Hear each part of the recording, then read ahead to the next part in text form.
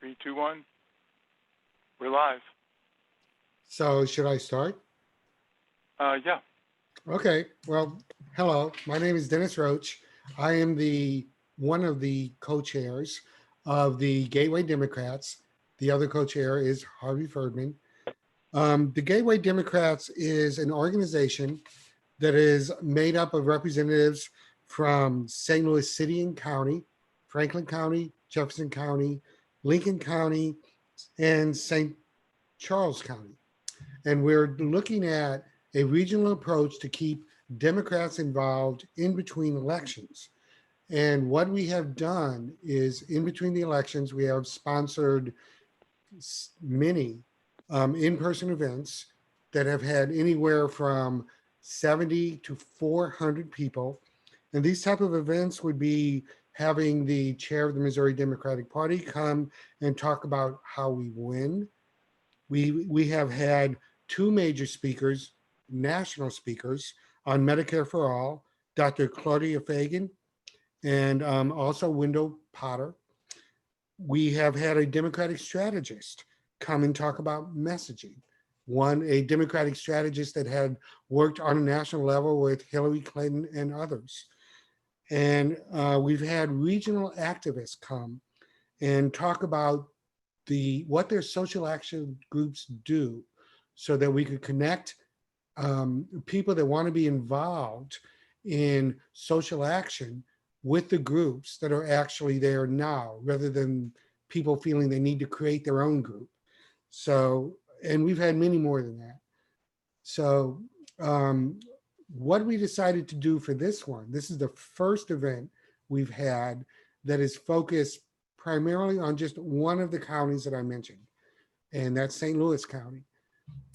I am the committee man for Bonham Township and also the president of my Democratic Club. So I was getting calls from people asking me about something that is going to be on the St. Louis County Democratic ballot called Proposition C. So I had no idea what it was. So we decided to set something up to inform people. And what we realized is there's actually two very important issues that people need to be aware of on the ballot. And the August 4th ballot. The first would be the expansion of Medicare for all. And the second was Proposition C. So what we have tonight are speakers on both of those issues. And that is the purpose for this meeting. So before I get ahead of myself, the first thing we always do in our meetings is we say a pledge of allegiance to the flag, because we need to reclaim the flag. You know, we are the party that is actually being more patriotic now than the others. So I would like to start by saying Pledge of Allegiance. Harvey has a flag behind him. Here's a flag there. Please say the pledge with me. I pledge allegiance to the flag of the United States of America and to the republic for which it stands, one nation, indivisible, by liberty and justice for all. Thank you. So our first speaker is Ed Weisbord. Ed is a family physician from Olivet, Missouri, and chairs the Missouri chapter of the Physicians for National Health Program, a 33-year-old nonprofit, nonpartisan research and education organization in support of providing an improved form of Medicare to all Americans. And he will be speaking on Amendment 2 that is on the ballot. Ed? Yeah, thank you. Let me just get my screen going here. Here we go. Okay, well, thanks for inviting me. We'll just spend a few minutes on this, but I think it'll be a few very important minutes. The idea of people not having health care in a country like ours is baffling to me. especially when, as you'll see in the next few minutes, that we can fix some of that problem here in Missouri for folks while actually saving money for the state. We can actually have a net favorable impact on the state's budget. So I want to walk you through that at a very high level. You may already be familiar with some of that. If you are, then pay attention perhaps to the words that I'm choosing, because they're selected to be hopefully more effective. Hopefully over the next week before the vote is cast, you'll have a chance to influence either yourself by this or to influence some of your friends and such. So we'll go through some of the information, and then at the end, we'll talk a little bit about what you can do as next steps if you are, as I hope, motivated to get more involved. It's a lot of people. The people we're talking about providing insurance for through Amendment 2 are almost entirely working today, but they're working in jobs that don't pay them enough money to qualify for a subsidy through the Affordable Care Act, but yet pay them too much money to qualify for Medicaid in Missouri. So they're in this gap. They're typically working at these jobs you see here. You might be, some of the people watching this webinar may be working in these jobs, and certainly we were all having contact all the time with folks in these jobs, and yet they don't have insurance. They don't have access to insurance in any particular way. So the first thing to understand is that Amendment 2 will actually protect our health and our lives. Hundreds of thousands of Missourians, at least 230,000 more Missourians than we have today will have insurance if we pass this bill. That doesn't get us all the way to complete coverage, but it gets us much further. Insurance, as you know, doesn't actually mean that you have health care, but it sure does help. It's a big step forward. Another crisis plaguing our state, and we're one of the epicenters in the country for this, is that our hospitals have been closing. We've lost 7 in the rural community since 2014. That's in part because the Affordable Care Act intentionally reduced what they paid hospitals to take care of uninsured people with hospitals' agreement, because with Medicaid expansion, that was an okay thing to do. Since we didn't expand Medicaid, many of our hospitals have been struggling and closing. There's a few other reasons why hospitals are closing, but one of the biggest ones that we can fix with Amendment 2 is reducing the number of uninsured people that the hospitals try to take care of and yet aren't able to. So Amendment 2 will preserve our particularly rural hospitals. And as you can imagine, people that have insurance, as Amendment 2 would accomplish, would be more likely to get treated. We've got proof. These folks get treated for their diabetes, to get earlier and more successful treatment for cancer. It saves lives, and essentially hundreds, at least 250 and maybe twice that of Missourians who die every year under today's circumstances would not die the year after we expanded Medicaid. So we can save hundreds of lives and do that while actually helping the economy of the state. So it's not a decision or a trade-off. It's actually we get to do both.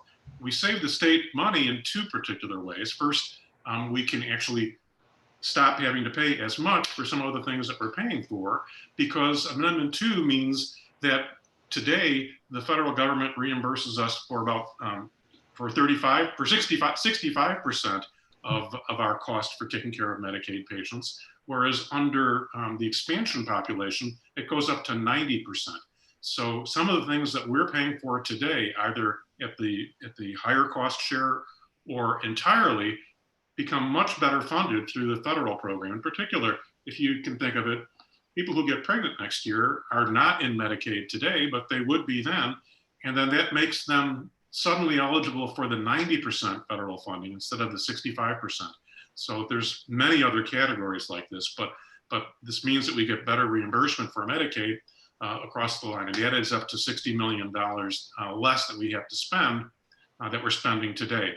And then we bring in roughly $58 million more in new revenue, because if you think of it, Medicaid expansion means more work. There's things we have to do that we're not able to do today. And that's roughly 16,000 or more new jobs, new good, well-paying jobs within our state. And more people working means, of course, more state revenue from income taxes and sales taxes. So we can increase the revenue to the state by $58 million without having to raise taxes, which is a pretty phenomenal opportunity. If you add that together, the net impact is nearly $120 million in a single year. I think that number is for the year 2024. So we can help our budget by $120 million per year if we do this. And that's real money. That's enough money to make a real difference on what our schools can afford to do and all sorts of other services that we're limited at today. And then, of course, we're currently paying the taxes to do this. You know, when the ACA was passed, our current tax model pays for Missouri to have Medicaid expansion. So we're paying those taxes when we pay our federal taxes, and yet we're not getting the thing that was designed for. The taxes are levied to ensure that we have the expanded Medicaid population, and yet we're just not smart enough, I guess, to accept the program. So it turns out that the pandemic has been making this, if anything, even more important. It's shown us that it doesn't matter if you're black, white, brown, if you're whatever your background is, we all need our health care. And failing to accomplish that hurts us individually, hurts our communities. It's part of the problem with our schools and our entire state. And we need this now more than ever. The predictions are that we're going to have, and of course, we're not out of the woods at all. We're not even near the edge of the forest with COVID. And so the predictions are that over the next several months or a year, there will be 200,000 more Missourians who will lose their job and therefore lose their access to insurance, who would be covered under Medicaid expansion, but would not be covered under today's model. So there's perhaps hundreds of thousands more people that this would benefit. And really, we're all in this together, as we know. You know, our health has a big impact on our ability to work and therefore on our economy. And as we're learning, thanks to COVID, our economy and our jobs have a big impact on our health. So the two larger newspapers in St. Louis have been pretty clear about this. The St. Louis American said voting yes on Amendment 2 for Medicaid expansion may be the single most important reason to go to the polls on August 4th. Although I'll let our next two speakers persuade us that the other issue is also important.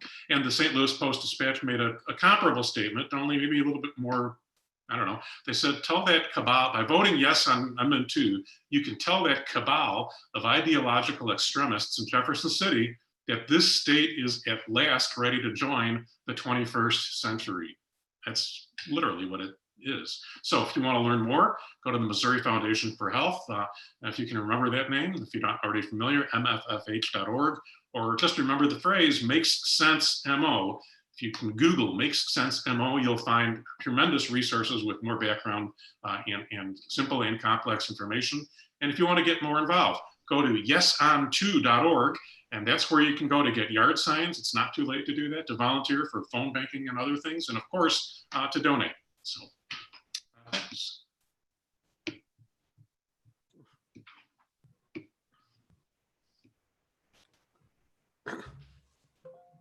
Okay, well, thank you, Ed. That was great. Yeah, I agree with the one statement from the American too, by the way. And this is something that we have talked about within our Democratic clubs, about how there are so many good Democrats that are running unopposed.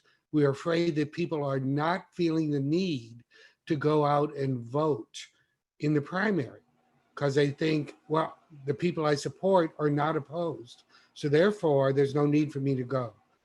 This and Proposition C are probably the two reasons you should definitely go, whether or not you have any stake in whether any of the other people get elected.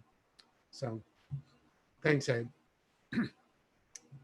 So the next issue is Proposition C. And again, like I said earlier, I was getting all these contact from people asking me about it, and I was not aware of it.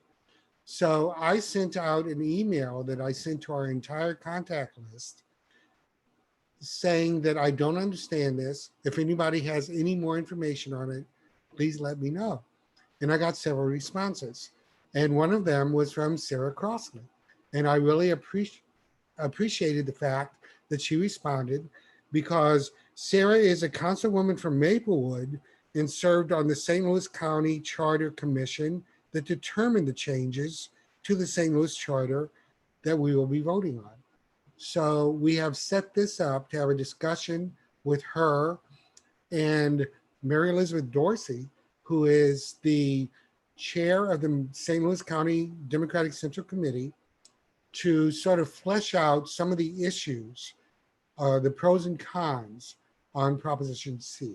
So I'm asking Sarah to speak first, not because I think she's more important, just because you usually want the pro and then the con. So Sarah, And it's all yours. Sarah, this is Harvey. If you could also introduce Jim. We didn't get a bio ahead of time for him. Oh, my apologies. I thought I sent you the link. So yeah, this is Jim Layton. He was past tense, a fellow commissioner with me, and brought a really important perspective. I think, Jim, if you want to speak to maybe your professional background and what drew you to the Charter Commission. Okay. Just in terms of that, I was in the Missouri Attorney General's office for 22.5 years under General Nixon and then General Koster. I served as the Solicitor General, so as the chief appellate lawyer for the state for pretty much that entire time, and was appointed to the Charter Commission after I'd moved to St. Louis. I've just moved here, 3 years ago. And in the middle of the year, actually Sarah's like this too, was appointed to the commission and participated as a member of the commission. For those of you who don't know, every 10 years under the St. Louis County Charter, there is a vote as to whether to have a charter commission. The commission consists of someone appointed by each of the members of the council and then an equal number appointed by the county executive. The commission itself has the authority to put amendments to the charter or an entirely new charter on the ballot. And so what you're seeing is the work of the Charter Commission.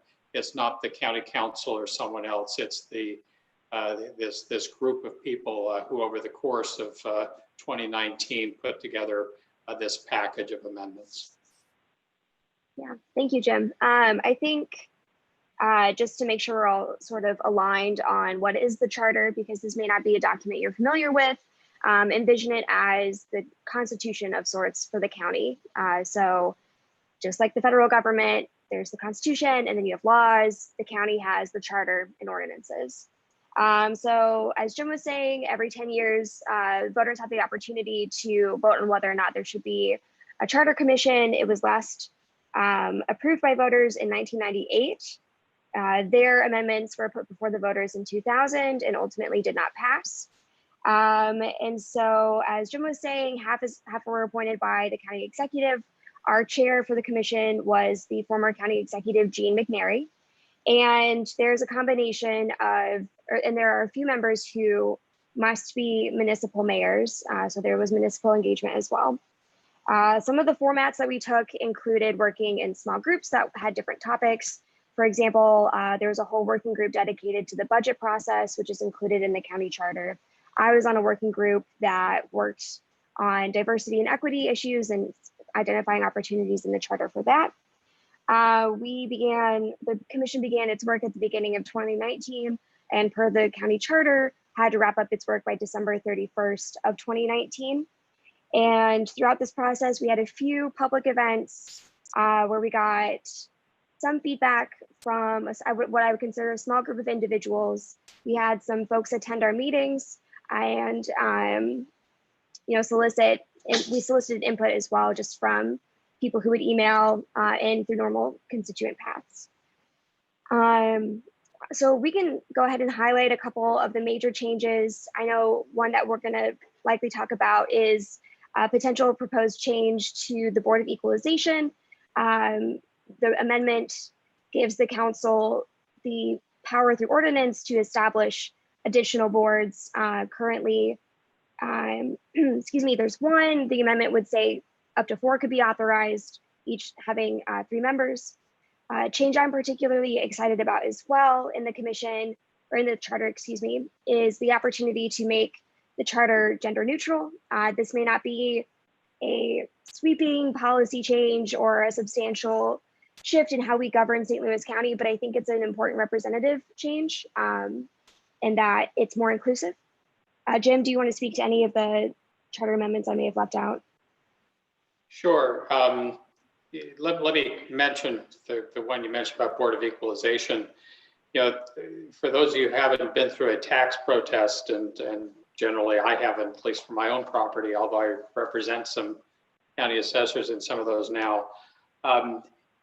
If you protest your tax assessment, that goes to the Board of Equalization, and there is a pretty short window in which that board has to address those cases. It used to be in St. Louis County, there would be 5,000, 8,000 protests in any given year. And then all of a sudden it's exploded up to over 20,000 a year. And so part of the challenge that we were considering as a commission was how can you get all of those cases done? And the only amendment there is to say that by ordinance, there could be more than one Board of Equalization. Much of what the commission did, we frankly did not do the really major controversial things that were before that were suggested. There was a lot of debate about moving to a county manager form of government. That didn't happen. There was debate about going to nonpartisan elections. That didn't make it. And so what you see is a fairly, I said, a fairly modest, generally somewhat technical changes. And so among other things, for years in St. Louis County, the Department of Transportation and the Department of Public Works that exist under the charter have been combined. Well, what this proposal does is it actually combines them so that they aren't two different places in the charter with two different names. It rewrites the public health section. And there are a couple of purposes in that. Well, one of them, again, is to update it so that it fits what that department does now. At the time that it was originally written, they were operating a county hospital. That hasn't been true for decades. It also was amended to allow for a clinical services board, a lay board or an outsider board that's necessary to qualify for some federal funds. So, you know, a lot of these changes, really were just, okay, let's conform this to what we're actually now doing. We've changed the names of a couple of departments and that sort of thing. But then there are some small things that may seem small, but they could matter. We propose specifying that the county executive will be replaced if he's recalled, or he or she, as Sarah says, is recalled, dies, or is convicted of a felony. So instead of just saying when there's a vacancy, it says what constitutes a vacancy or what creates a vacancy. And in that instance, as well as in some others, we tried to change the kind of timing of things to make life just a little simpler. And so under this proposal, the moment someone dies, is recalled, is convicted of a felony, then the council chair just takes over as acting county executive, and then you get 2 meetings of the council at which time they designate a successor. So you don't have to act in the first 24 hours or 48 hours so that there is a county executive. And we propose changing the date for officers to take office from January 1 until until like a little bit later. Let's see, I think we phrased it as the second Tuesday of January, so that they don't have to be sworn in on January 1st, whatever day of the week that may be. So, a lot of kind of small things like that that may not seem like a big deal. They probably aren't a big deal, but they are an attempt to make the county function just a little bit better. And then if I could, I was sitting here thinking of 2 additional ones that I wanted to highlight. One is changing the percentage by which a recall election could be triggered. So it goes from 20% to 10% of the votes in the last gubernatorial election. Still a pretty high number. Yeah, percentages have context. And additionally, Proposition C, were it to pass, would automatically establish a charter commission every 10 years. This could be a really important venue for folks to share their thoughts on governance, for people to have the opportunity to really consider how government is functioning in a long-term way. And so we felt it was important that that venue be awarded and provided for every 10 years. Yeah, there also is a kind of a sunset provision. There are people who came to the commission and people on the commission who are concerned with the proliferation, let me get that wrong, of boards and commissions. And so we've suggested adding a provision that really sunsets everything at 7 years. So that if a board is established this year, after 7 years, it's going to disappear unless the county council affirmatively reauthorizes it. And so, and we set up a mechanism for over the next 3 years to have all the boards and commissions reviewed. So there's an effort there to try and be sure that if we have boards and commissions in the county, that we review and decide whether they actually ought to exist or they doing anything. Again, a lot of small, good government type provisions.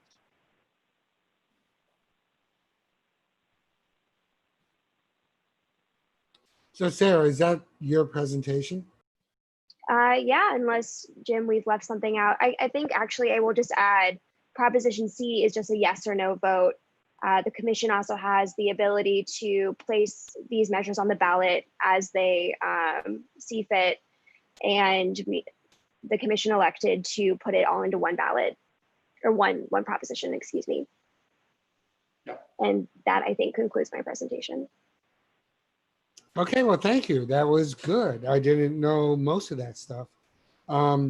So in response, I also got a response from Mary Elizabeth Dorsey, who is she's an attorney and she's also the chair of the St. Louis County Democratic Central Committee and very involved in Missouri politics, because I am also, so, and I appreciate her work. And she had some reaction to some of the things, and I just wanted to give her a chance to talk about that. Okay, thanks, Dennis. And actually, Sarah, hello. Jim, I think we actually interacted a little bit when you were Solicitor General. I was representing a state rep at the time, and there was a question regarding eligibility to run in seats after redistricting. And Yeah. back in 2012, we were up in the That would have Supreme come to Court. me. Yep. Yeah, that was, you and I spoke regarding that case. But hello to everyone, and thank you to Dennis and Harvey for inviting me.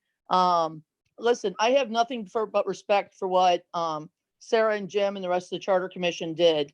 This is yeoman's work. It's not easy. There are always a lot of things to do, and regardless, by the charter, they get the year to do it, and it's never easy to even try to get things done within that sort of a time frame. My position comes from this. Back when Charlie Dooley was elected to county executive back in November 2004, he actually approached me and asked me if I would serve on Board of Equalization for him. I'll be honest with you, I love Charlie Dooley. He asked me to do something, I'm going to say yes.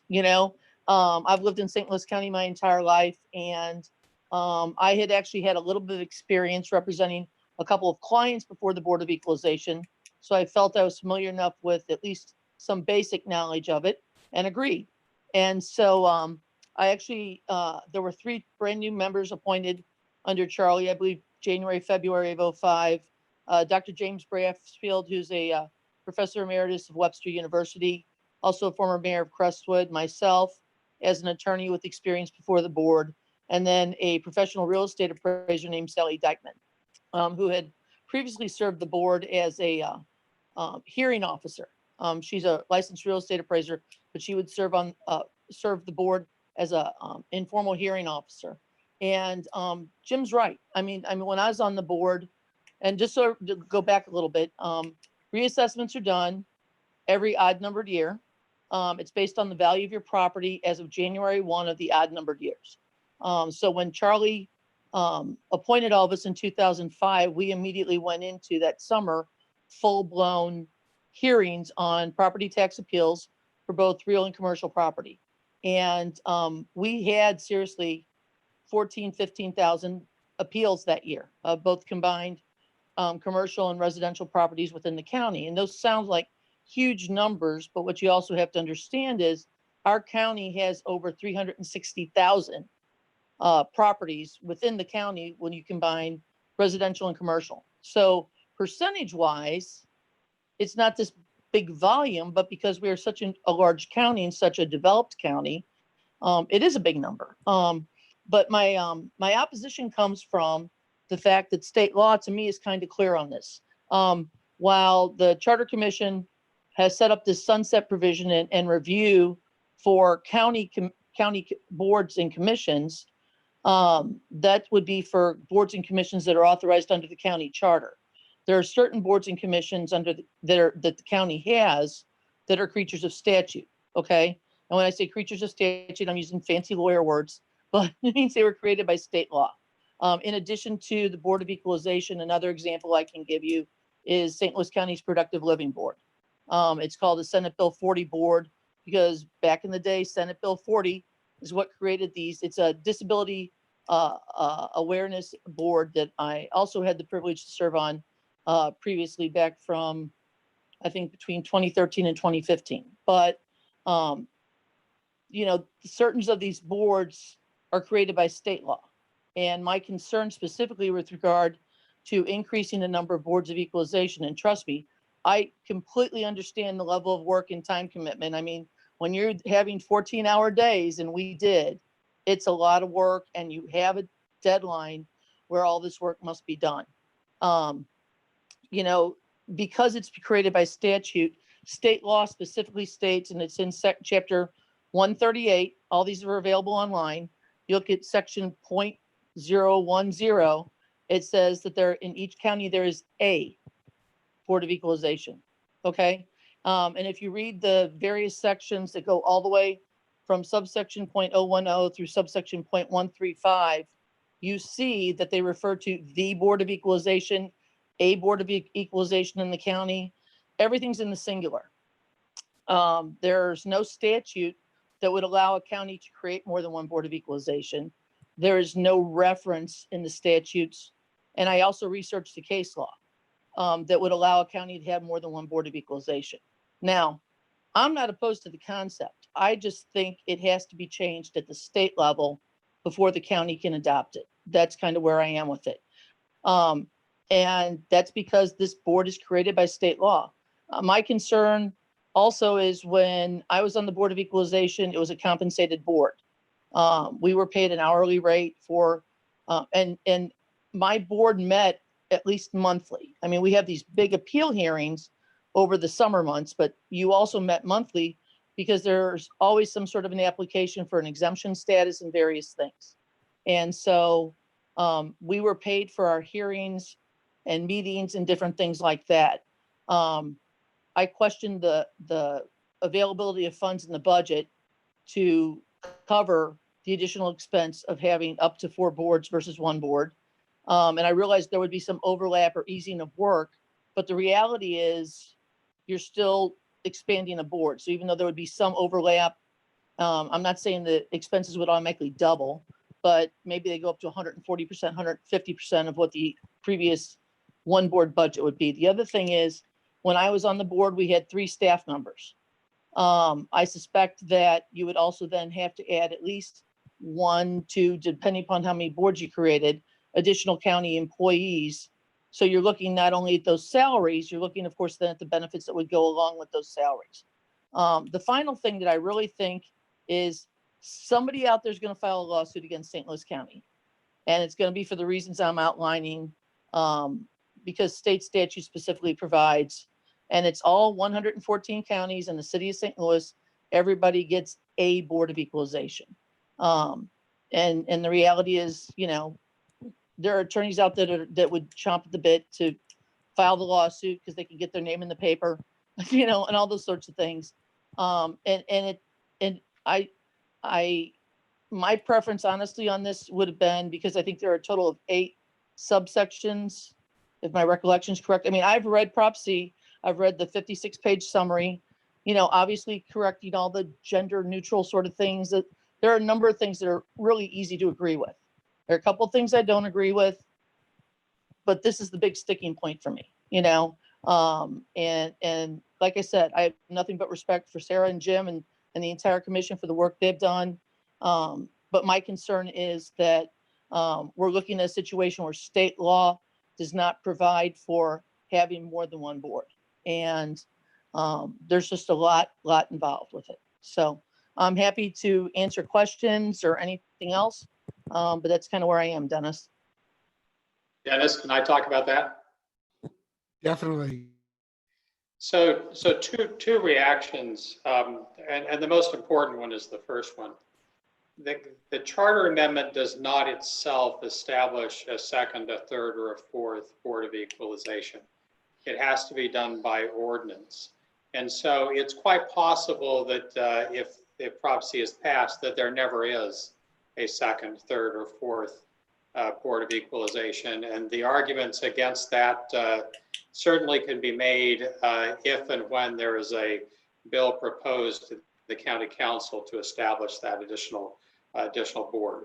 All it does is as a matter of the charter, to say that the council in a bill would have to be normally signed by the county executive, that it can do that.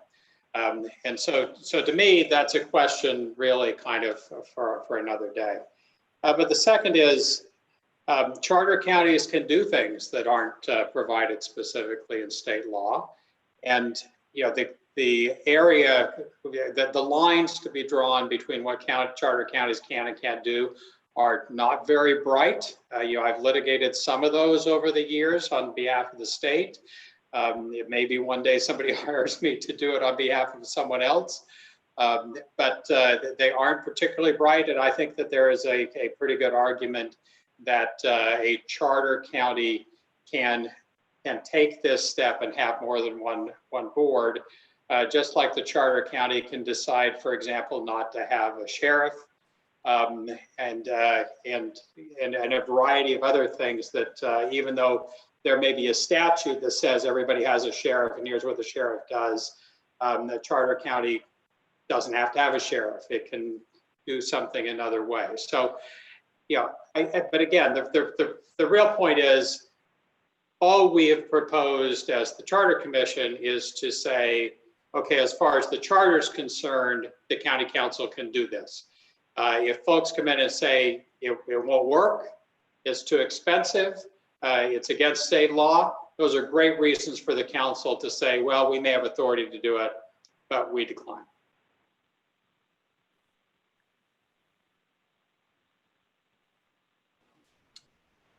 So Mary Elizabeth, do you want to respond or do we want to move on? Maybe I'm just overcautious as an attorney, but I don't think you create a situation where you could have a potential lawsuit. Okay. If it were my client, if the St. Louis County were my client, I would be advising them against this particular portion of the charter amendment.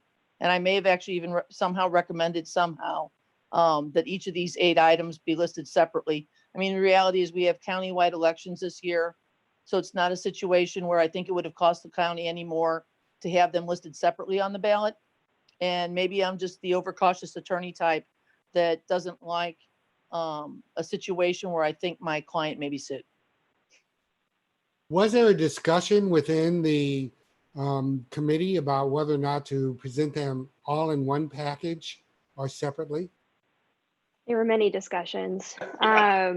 There were a lot of discussions. This ended up being a little more maybe contentious than I think any of us anticipated. So there were some concerns about ballot runoff and listing them separately and the ensuing potential ballot runoff. There were concerns about grouping them inappropriately. There were concerns about putting them all together. And ultimately, it's not clear to me, and maybe Jim, your memory is better than mine, what meeting we even decided. If it was at the 12th hour. I think it was the last meeting. Okay. So yeah, there was a lot of discussion. Previous commissions, or the most previous commission, I should say, did put it all together. And the minutes and the discussion around that were pretty limited because I went back into those records to get an idea of what they were thinking. And so there are pros and cons to all of it. None of it's perfect, none of it's ideal, but ultimately, I believe the majority of the commission thought that putting it all together meant more people would be likely to vote on it. Yeah, I think part of the discussion was that if we had made any major change or proposed any major change, that that would have justified having at least that bigger change, like nonpartisan elections or county manager, to have that be separate. But part of the problem becomes drafting it in a way that if one fails and one passes, you're going to have a product that actually works. And so, for example, we talk about the gender neutral pronouns. If we had taken, for example, the Department of Health provision, which is actually the biggest rewrite that is in Proposition C, if we put that in separately and then it failed, then you would have that portion of the current charter remain in place, and it would not have the gender neutral pronouns unless method of having two alternatives on the ballot or something. In the end, I think the feeling generally was that it would just be too difficult to create different packages or individual amendments and have them make sense. And I think the general feeling on the commission was there was nothing we were doing that was such a big change that it was likely to make or break the package. Maybe we were wrong, but I think that was the general feeling. So before we go on, could I ask that you had mentioned that some of the members were appointed by the county council members. Who else was on the commission and how were they appointed? Well, the commission consists of a member appointed by each county council member. And so, Sarah, you were appointed by whom? So I was appointed by Councilwoman Lisa Clancy. Her original appointee was unable to fill her entire term. And so I started about halfway through for the remaining half. And so the other half were appointed by the county executive. Some of those were appointed by Steve Stenger, and I think maybe 3 of us were appointed by Sam Page. At least 2, because someone else was appointed at the same time I was, and there may have been a 3rd. Others, though, were carried over from Mr. Stenger. So I am not seeing any questions from any of the other people that are participants. Hey, Dennis, can I say something real quick? Sorry, you can't. Yeah, I just wanted to know if I could say something real quick. Yes. All right, I just wanted to be clear about something. And I'm not taking back anything these guys said tonight. I'm not taking back anything I said tonight, but I was introduced as the chair of the St. Louis County Democratic Central Committee. And I just want to make sure everybody's clear. Our committee has not taken a position on Proposition C. That was in my notes and I was supposed to say that early on and I forgot. And like I said, I have nothing but respect for the work that the committee did, or I'm sorry, commission did. And like I said, there are several things in there that I really, really like. And I understand why they made the decisions they did. I think it's unfortunate they're all grouped together as one. But I just want to make sure everybody's clear. This is not the position of my township, which is the Forest Township. This is not the position of the St. Louis County Democratic Committee in any way. There had been some emails exchanged between our county committee. I expressed some opinions. Dennis contacted me and asked me if I'd be part of this forum tonight, and I agreed. So I just want to make sure that was out there, that and I've told you all what my position is on the various things. But I just want to make sure everybody understood this was not any sort of a formal position of our county committee nor my township.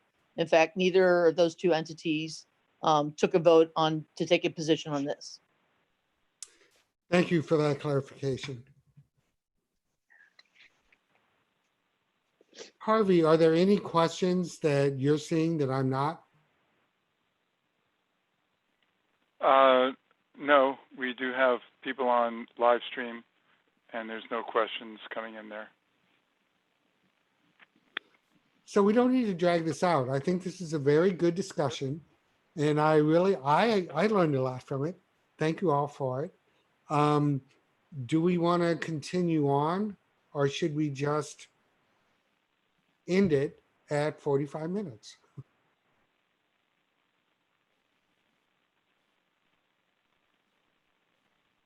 I'm open to whatever is helpful and educational. But if folks don't have any questions, I'm happy to leave it where we are. I am as well. I'm happy to say goodnight if there are no questions. Well, thank you all for doing this. I learned a lot, and I think that, you know, the people that were online learned a lot. And I'm hoping that it clarified what they feel they should vote on. And again, even though he's off now, I want to thank Ed Weisbart for coming on and talking about Amendment 2, because I think that both of these propositions are very important, because most of the candidates that are running, with the exception of the county executive, I think, are unchallenged. And I'm afraid that many people feel the primary is not important. And for these two issues, the primary is very important. So thank you for your work, and thank you for attending. Okay. All right. Thank you, Dennis, Harvey. Thank you, Sarah. Thank you. Post-COVID, I'm sure, And I'm sure we'll see each other, right? Absolutely. Thank you both, and thanks to our attendees. Stay tuned for more relevant programming in the future. And I'm going to end the meeting now.